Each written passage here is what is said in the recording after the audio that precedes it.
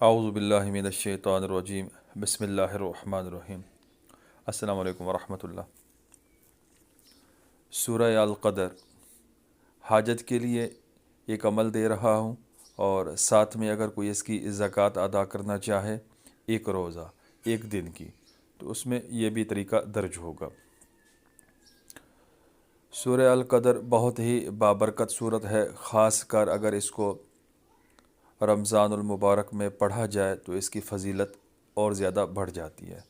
ویسے اس کو جب بھی پڑھیں ثواب ہی ثواب ہے، لیکن رمضان المبارک میں اس کی تاثیر بہت ہی زیادہ ہے۔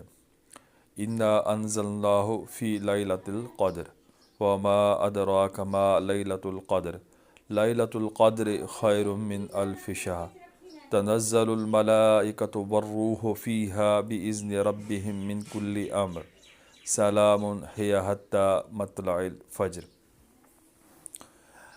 جو طریقہ میں دے رہا ہوں حاجت کا یا ایک روزہ زکوٰۃ کا، آپ اس کو کسی بھی رات کر سکتے ہیں، خاص کر طاق راتیں آخری عشرہ میں جو ملیں گی، 21 کی رات، 23 کی رات، 25 کی رات، 27 کی رات، 29 کی رات۔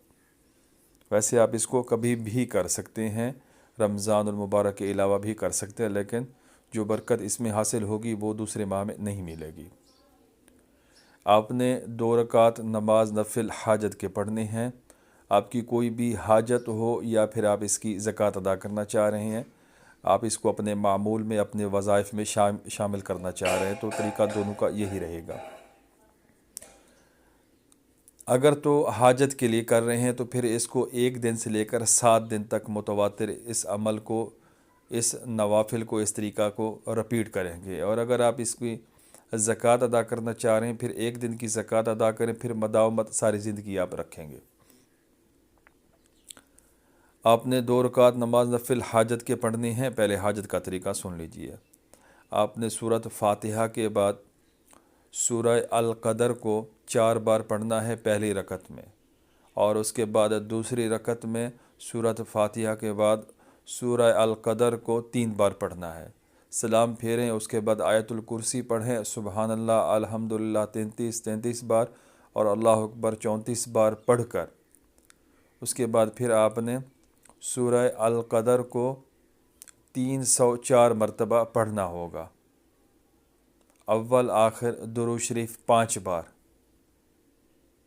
جب آپ اس کو مکمل کر لیں، اپنے مقصد کے لیے، اپنی آپ کی جو بھی حاجت ہے اس کے لیے دعا کر لیں، انشاءاللہ اس میں کامل تاثیر آپ کو ملے گی، جو بھی آپ کی حاجت ہوگی وہ پوری ہوگی۔ اسی ترتیب سے ٹائم اور جگہ کی پابندی کرتے ہوئے اگر ہو سکے تو آپ نے اس عمل کو 7 دن تک رپیٹ کرنا ہے۔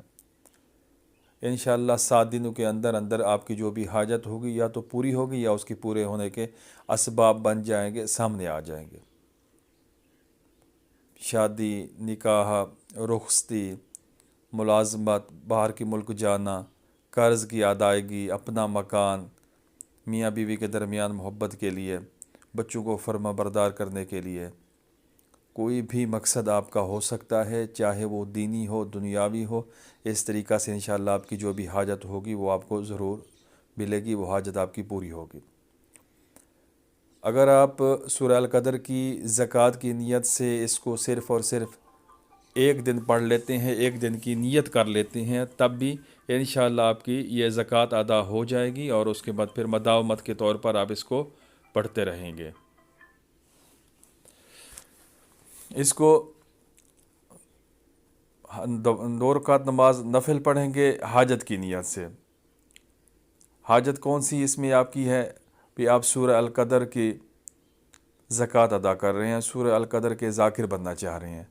2 رکعت نماز نفل کے ادا کریں گے، پہلی رکعت میں 4 بار سورہ القدر، دوسری رکعت میں 3 بار سورہ القدر، سلام پھیر کر آیت الکرسی اور سبحان اللہ الحمدللہ اللہ اکبر کی تسبیح وہی 33 34 بار۔ اس کے بعد پھر آپ نے اول آخر درود شریف کے ساتھ 304 بار سورہ القدر پڑھ لینی ہے، اس کے بعد دعا کر لینی ہے۔ اس کے بعد روزانہ مداومت کے طور پر آپ اس کو 5 بار پڑھتے رہیں، آپ کی مرضی، 7 بار پڑھتے رہیں، آپ کی مرضی، یا پھر ایک ویڈیو میں نے شیئر کی ہوئی ہے اس کا طریقہ، جہاں پر اول درود ابراہیمی کا پہلا حصہ، درمیان میں سورہ القدر 5 بار اور آخر میں درود ابراہیمی کا آخری حصہ مداومت اس طریقے سے بھی آپ اس کو پڑھ سکتے ہیں جیسے آپ کو آسانی ہو۔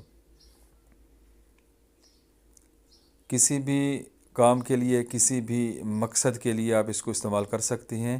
اس کے فوائد اتنے زیادہ ہیں کہ جب آپ اس کو کریں گے آپ کو اس کی تاثیر پتہ چلے گی۔ کوئی بھی بات سمجھ نہ آئے آپ پوچھیں، کمنٹس کریں، انشاءاللہ میں بتانے کی پوری کوشش کروں گا۔ ویڈیو کو لائک کرنا ہے اور دوستوں کے ساتھ شیئر کرنا ہے۔ جزاکم اللہ۔